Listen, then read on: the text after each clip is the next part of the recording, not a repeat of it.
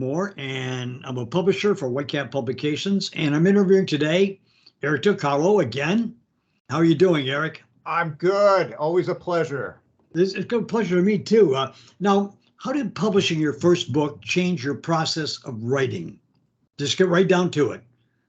Well, if we're going back through the archives, the very first novel I published was a ghostwriting gig that just kind of fell into my lap by way of the guy who used to handle Robert Aspirin and all his Oh, yes. business dealings, a fellow named Bill Fawcett, who was kind of a sort of titan of the industry, but sort of low key. Robert Aspirin, you say? What's that? Robert Aspirin, you say? Yeah. I knew him when I lived down in the French Quarter and got to know him. Got introduced to Bill Fawcett. I mean, he's sort of an inside baseball kind of guy in the writing industry. I know the type. Yeah, he was the guy who suggested to Robert Silverberg that he write the novella Enter a Soldier, Later Enter Another, which went on to win the Hugo Award for best novelette or novella. I think novelette of that year. But it was just kind of a conversation that the two of them had. But anyway, somehow or another, I stumbled into this gig where I was going to ghostwrite a spy thriller for which I had absolutely no qualifications whatsoever. But, you know, I'm sitting there at dinner and there's Robert Aspirin and there's my wife, maybe my wife to be at that point. I can't quite remember. And there's Bill Fawcett, and Fawcett says, "Hey, how would you like to, take over this series? The main person we've got for this is bailing out, and we need book 2." And I was like, "Oh, sure, I can do that. That'll be no problem at all." And I'm immediately completely in over my head. This is not my genre. This is not what I'm familiar with. I don't know spy stuff. I can't quite get into the exact details of what this is, so I'm going to talk kind of obliquely around it. But anyway, I gave it my best shot, and I put in as much of what I thought they wanted into it, and eventually, it was released, and I'm sure it flew off the shelves and right onto the remainder table. But it was my first gig, and I fulfilled it. I did not shirk at the overwhelming challenge that it was, where it was really, this is a no-win situation. I'm not going to produce something that's really good out of this, but I'm going to give it my best shot. And it was a 2-book deal. So I did the first one and handed it in, and it's like, okay, that got published. And it's like, okay, maybe I learned a little bit something from this. Right. And so we did a second one. And this is also a period thing. This is set in the aftermath of World War II, which is all or so.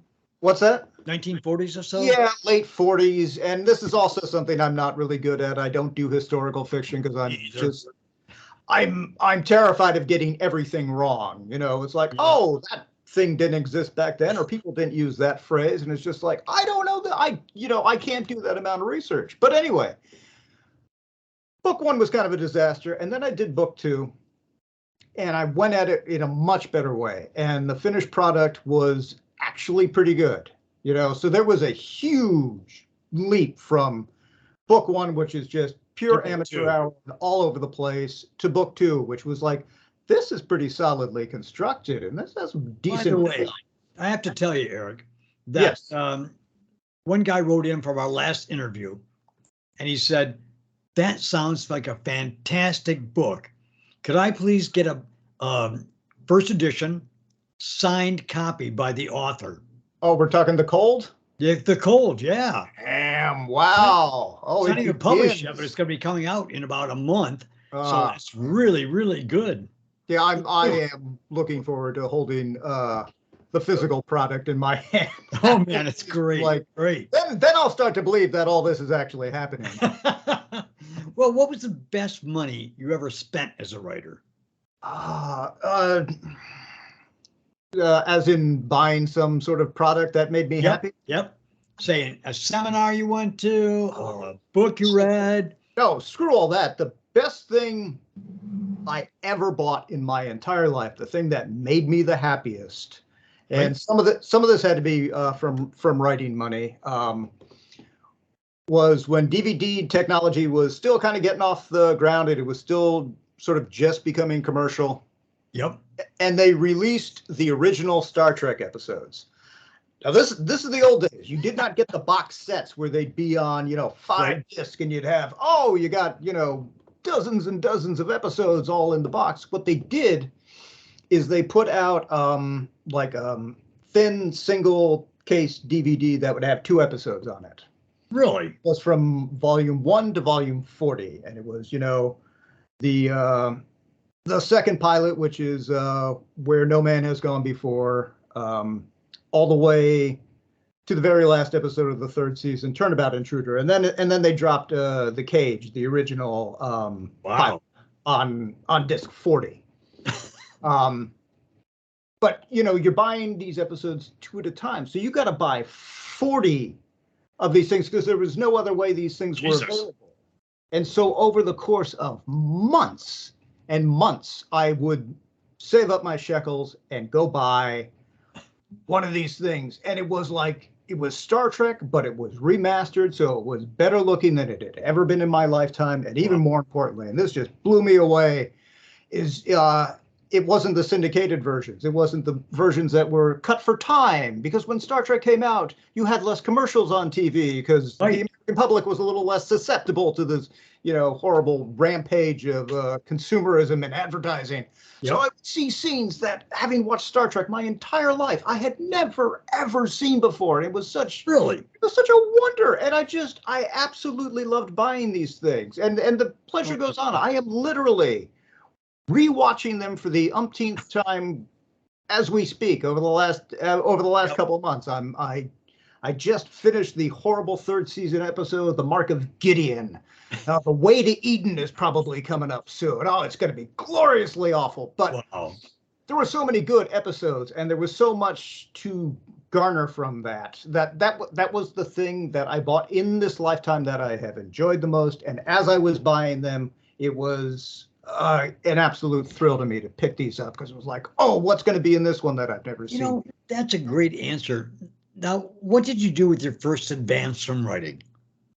Oh, probably rent. I mean, we were living in New Orleans, which is where Robert Aspirin spent his final decades, I think, and I'd met him there. But me and my wife, we were scrabbling. We were working cruddy day jobs. We were both working the restaurant industry. I worked at Tower Records. You remember Tower Records? Yes, I do. Them used to work at store 151, baby. We had the best store in the whole chain, because we would have really cool people would come through. We had Little Feet came in and played one time. I looked over from my counter. I worked in the video department because I knew movies, and it's like, hey, look, there's Nicolas Cage. I'm coming down the stairs in the break room, and it's like, hey, Queen Latifah's here. It was a great store, but must have been a great experience, though. Oh, New Orleans is an experience like nothing else. It is the closest you can get to leaving America while still being in America, because it is like nothing. The architecture, the bar culture, which is unbelievable. Everybody drinks, everybody smokes, nobody is there for their health. The bars never close. There's no open container law, so you can say, I'd like that martini to go, and just go walking down Bourbon Street with your plastic cup, sipping in public. It's a place like no other. And of course, that must give you some really fantastic settings. Novels. It kind of bled into other things. What's his name? George Alec Effinger, if I'm pronouncing his name correctly. He did a trio of books. The first one was great. They taper off rapidly after that. But his first one was When Gravity Fails. And it's a brilliant novel. And if you know that he lived in the French Quarter, you can see all the parallels of where this science fiction novel is set in this bizarre quarter of a futuristic city where everything is very tenuous and there's a lot of crime and violence, but there's also this incredible exoticness to the whole thing. There's beauty to it too, right? What's that? There's beauty to it too, right? Oh my God, it's unbelievably beautiful. I mean, you got the Spanish architecture, you got buildings that have been standing since the Civil War. There's wrought iron balconies, and like I said, it is so exotic. It seems like you are not in the United States anymore. And you've got the French influence too, right? What's that? you've got the French influence too, right? Oh, yeah. But the architecture started off as Spanish, but Yep. what do I know? But it's a world unto itself, and it's like we lived in the French Quarter, worked in the French Quarter, and there would be people we knew who had not been outside of this 8 block by 13 block district for years. You got all the food you could possibly ever want to eat, all the booze, all the naughty fun that you can possibly scrounge up. You got books, music. It's just it was its own place, and some of that stuff is like I've used in other things in bits and pieces when I'm trying to describe like some deep space, distant alien locale. It's like, well, what's the weirdest place you ever been? Well, that would be New Orleans. So it's like, can I, find a little bit of the frequency and plug it into this thing and get that sense of wonder and exoticness and incredible danger? Is it a good setting for noir? Oh, yeah. And in fact, one of the things Aspirin really wanted to do in his later days was to do a mystery novel. And so he concocted this thing called No Quarter, which was, can't remember who published it now. But we put together a book, and eventually somebody else came in and kind of sullied the waters a little bit. I've never been able to reread it just because can't. But it was something Aspirin really wanted to do, and our little circle around him really wanted him to write again, just because you could tell that he wanted to but couldn't quite get it together. But we did like a mystery one, and again that's a little far afield from what my wheelhouse is, but we put something together that was reasonably decent. Now, what was your first experience with language having power? Your first well, books were always just unbelievably magical to me. Just it was from a really young age, and what was the first book you read that experienced power, though? I mean, who's the author? First, well, there were they were just like cast off kind of things. Like there was this Lester Del Rey book that I had as a kid called Rocket Jockey, which I just thought was the greatest thing in the world, and it's just I read that book too, right? Yeah, it's just a pulp juvenile, but when you're 10 and you're starting to think like, oh, I would really like to have something to do with this in the later part of my life. I would like to be able to do this. And then you read this and you start to reverse engineer it. And you're like, well, what was he thinking when he wrote this paragraph? How did he conceive of this idea? Well, why does this thrill me so much? And how does he manipulating the words so that I'm going along with it? I think I said this already, but Bradbury was an early influence on me, although you can't find any of his influence in anything I've written, but he electrified me. I was, He did. He electrified me too.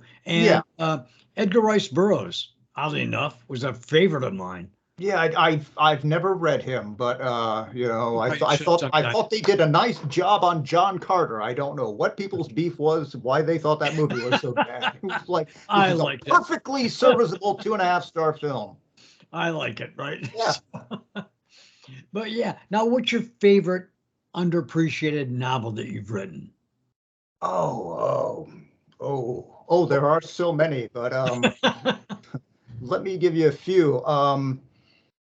This is stuff that I would not say is universally great, but it's stuff that like reached me, which is, really as a writer, that's what you're trying to do. You're trying to write for that one person. If you can get that one person who can say, oh, this thing was just wonderful. It moved me.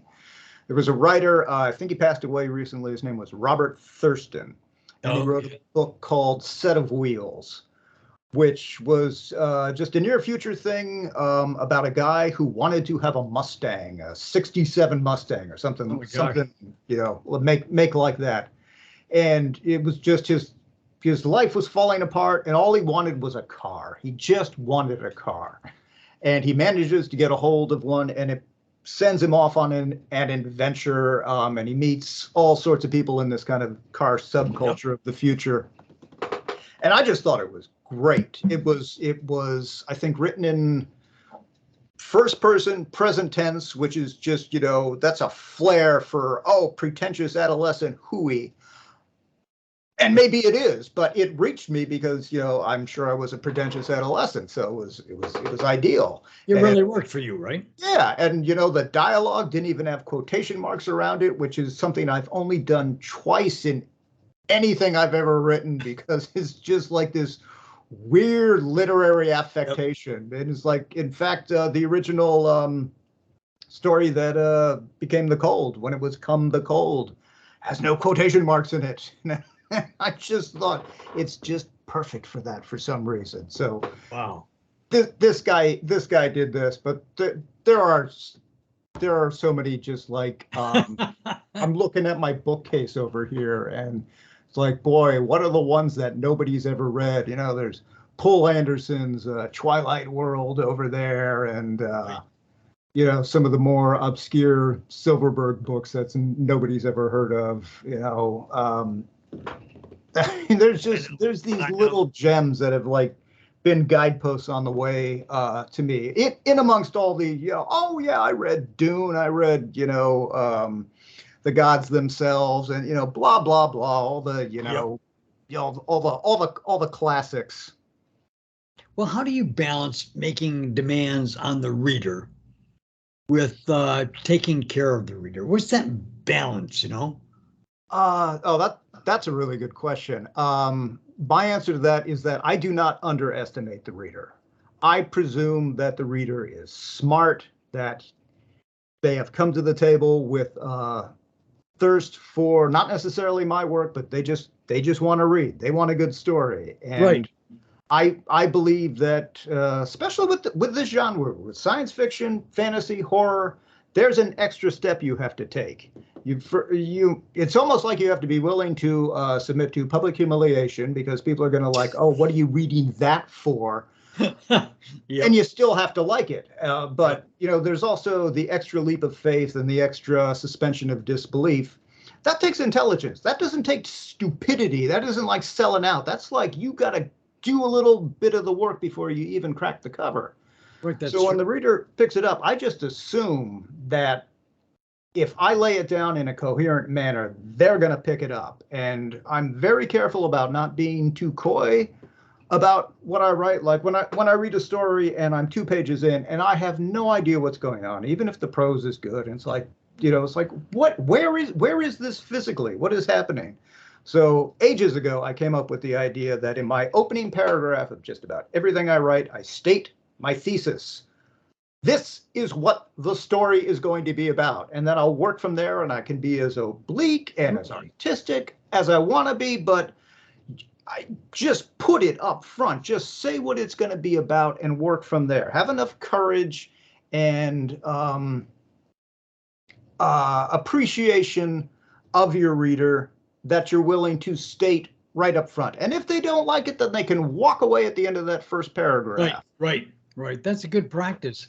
Now, what period of your life do you find you write most often about? Child, teenager, young adult? Well, we're all writing about ourselves, aren't we? Because we're all narcissists. That's why I asked it. Yeah, and we think we're so damn interesting in that our experiences are unique. And, they aren't. And if you're smart enough, they aren't. But what you look for is just the universality of whatever you have been through, and try and mine that for the thing. I seem to settle for like going into middle age or late middle age for my characters. And I was doing that even when I was a kid, because, really, I had the weight of the world on me, it felt like, and I felt like I was older than I really was. And I felt weary all the time. It was just, life is just like, wow. Oh, this is just draining. I better write something that's more interesting than what I'm living through. That's fairly interesting, Eric. Well, really we're narcissists and depressives, aren't we? Yep. Yeah. Yeah, we are. Yes, we are. Yeah. Right. All of this is just therapy, people. None of this is art. It's just, we're just working out issues. But I thought that that was, to try to get to the heart of what interests me is, it almost fits any age bracket. So I'm not, the things I decided when I was young, most of those have borne true as I've gotten older. I've just refined my viewpoints, and it's like, the idea that, your family is not necessarily who you have to be stuck with for the rest of your life. These were just arbitrary people that you were thrown in with. They're like college roommates that you got assigned by a computer. If you don't like them, get rid of them and just move on, and I have not strayed from that idea. But you can make your own families and your own, hesitant to use the word, but your own tribe of people around you. And you can pick and choose, and you can pick nobody, and you can back off, and you can have like a very thin circle of people around you and still have a sense of belonging. Now, another question. What's the most difficult thing for you about writing characters of the opposite sex? Oh, I don't find any difficulty with that, but well, many writers do. That's why I asked. Yeah. Oh yeah, I agree. But I mean, for me, I really don't differentiate between the genders. Right. I don't say, oh, this is a masculine trait or this is a feminine trait, because, and especially these days, because that's all gone out the window, and good bloody riddance to it. Absolutely. Yeah, I love this, I love this non-binary view of the world. And, it's like, that's great. It's like, oh, yes, civilization is finally caught up to my thinking. I love this. This is wonderful. But I don't, I grew up in San Francisco. Gender was very fluid. I knew tons of, queer people. And the idea that, oh, this person, this is a masculine viewpoint. It's like, I don't really know what that means. What are you talking about? What they're just violent and sloppy? I don't get it. Because I've known so many people of a particular gender who have no traits that you would recognize as the classical, 1950s Eisenhower era Hays Code nonsense, John W. Campbell, stuff them in a box kind of, characters. Yep. They're just, it's all over the place. So, writing from a woman's viewpoint it's nothing to me. It's like, it's all the same, especially with. But did you differentiate between characters, like the males and the females? Do you differentiate between them? Well, to make it apparent to your audience? Well, just physically. I mean, I'm not coy about, unless I'm deliberately doing something where the character has no gender, or if I'm doing right. If I'm doing an alien where it doesn't matter. But I mean, I don't keep the audience deliberately in the dark about anything. Right. I don't like that. I don't believe in that unless you're doing like a shock ending. But, what kind of shock ending are you going to do with gender? I mean, who cares? Now, another question for you. Mm-hmm. What kind of research do you do? And how long do you spend researching a topic before you write the book? Well, research. Or do you do your research first, or do you do your research as you go along? It's a little more of the latter there. But remember, when I started out doing this was pre-internet. So if you wanted to do research, you had to really want to do your research, Yep, you did. No doubt about it. Yeah, you got to go to the library. You got to find out, this information. But these days, I mean, go through tons of books. Right? Yeah. It's just, it's just onerous. It was, unbelievable. That's why I would write. Now you can type a line in the computer and get the results, staying at home. Yeah. That was one of the reasons science fiction was so appealing to me. It's like, well, I don't need to know what's happening in the world now. I can just extrapolate into the future. And if it's wrong, then it's wrong because it's in the future and things have changed.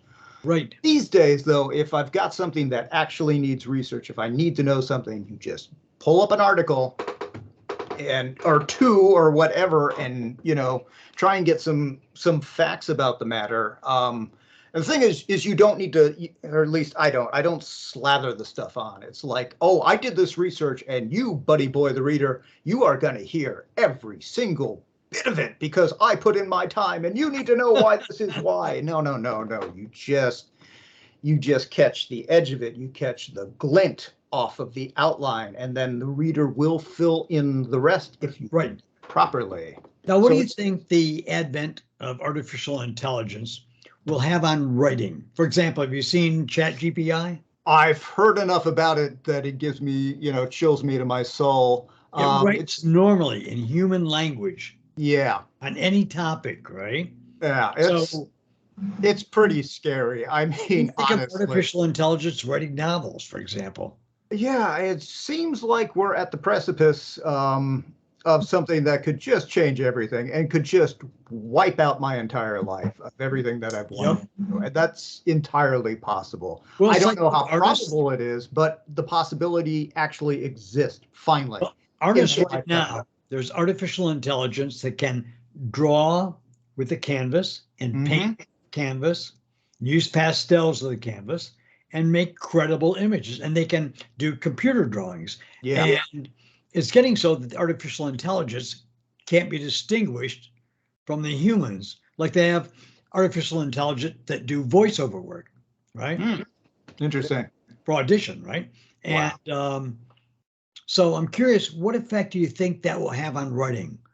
I think it could end it as we know it. I may be alarmist about that. No, you don't think you are, right? Yeah. I don't know that that's likely, but that the possibility exists. I'd be a fool not to acknowledge it. Right. It doesn't necessarily make me mad because it's just like, well, that's just the way it is. That's how things go. Technology comes along, things change. Maybe it would help you write. Can you see using a artificial intelligence, bouncing the questions off it and getting answers for it and incorporating into your writing? I can't see myself doing that at all because that's not what I'm in it for. I'm not trying to get to a specific finished product. I'm trying to. I'll start out with something and I'll work the idea as I'm working on it, and it will lead in its own way, in its own logical or illogical or really intuitive way, which I don't. It obviates the need for self-expression, right? Yeah. Well, I don't know that an AI could have the intuitive leaps and the kind of, artistic crescendos. I don't know that can be ever replicated. What I would hope is that humankind would be able to differentiate, at least on some level, and have an appreciation that here's a human being doing the work and making the stuff, and here's a calculated approximation of it. Well, why I ask is about 20 years ago, I was a chess player, and they came out with a little box called Boris, right? Oh, yeah. You could set it for 24 hours, and I thought, well, I play a 5-minute game, so it lost. It lost with a half an hour game. It even lost when it ran 24 hours, and I thought, computers will never, and they even had a guy that put up $10,000 that said a master could not be beat by a chess computer. Wow. But within that time, chess computers did beat the masters. In fact, Deep Blue, the IBM chess player, beat the world champion of chess. Oh, yeah, right. In about 20 years, that evolved to the point where now every grandmaster uses a chess computer to check their moves, right? So yes, I wonder, when I see the artist, I see the art with artificial intelligence, it's really damn good now. And my brother was an artist, and he said the same thing 20 years ago. Well, at least it'll never compete in the world of art. So it's evolved now. And so I wonder what you thought about artificial intelligence and writing. For example, they've got artificial intelligence that can write a novel now, and it's getting closer to humanness, right? Yeah, it is. And yet people still play chess. Yes, they do. Boots on the ground. Actually, people with there's more people playing chess now. There's a fantastic number of people playing chess. They use computers now to check their moves and everything. But the chess world has expanded with computers. And I think we'll find the same thing with writing, right? At first, every writer, every old art writer will go, God, I don't know. No, I won't use that. But I think we'll use it to expand our writing capabilities. Oh, well, I mean, I never say never. You know, I was never going to work on a computer. I was never going to write anything on a computer. That's how Me either. old I am and how ridiculously myopic that view was, which is just, you know, it's a stupid idea. That's an adolescent kind of affectation. It's dumb. I don't see myself using a computer to supplement beyond what I've said, using a computer for research purposes. But you're open to the possibility, right? Yeah, but who knows? I mean, you know, I can't say, but, you know, I still feel like each individual writer brings something to the game that, you know, the computer might have it, but the computer is going to have its own version. It's going to come up with its own ideas, and we're still. And we can interplay between the two to come up with new ideas. I think, right? But now another question. What does, the last question to do, what does literary success look like to you? Oh, that's simple. It would just be, I don't have to do anything else. If I could, that's it. Because, I mean, there's nothing I want. I've got my Star Trek episodes. I don't need anything else in this world. You know, I'm done. But if I didn't have to go out to a day job, which I don't particularly mind, but if it was just writing and spend your time full-time writing, you would do it, right? Rent is paid, the bills are paid. There's a little home fund of cash around. I agree. You know, I'm not aspiring to riches. There's nothing I want. I don't care about any of this stuff. You know, I've got my movies to watch and I've got my books to read, and, you know, I'm good. Basically, I just want to be left alone. Just to be able to write full time, right? Oh yeah, that would be fantastic. And I mean, you can write full time and be in the position that I am, but it's not. You know, it has to pay off. It has to constantly pay off, which is the big bugaboo. You got to be good enough, or lucky enough, or established enough that everything you send out sells, and that is definitely not the case with me. Oh my God, it is not. Well, Eric, can we have another interview next weekend? Oh yeah, we can. All right. Do this to the stars. Like this. Cool. They're fascinating interviews. So I appreciate that. I enjoy talking to you quite a bit. This gets it all out of my system every week. All right, Eric. Goodbye for now. Till next week. All right. Till next week. Take care. Bye. Bye-bye.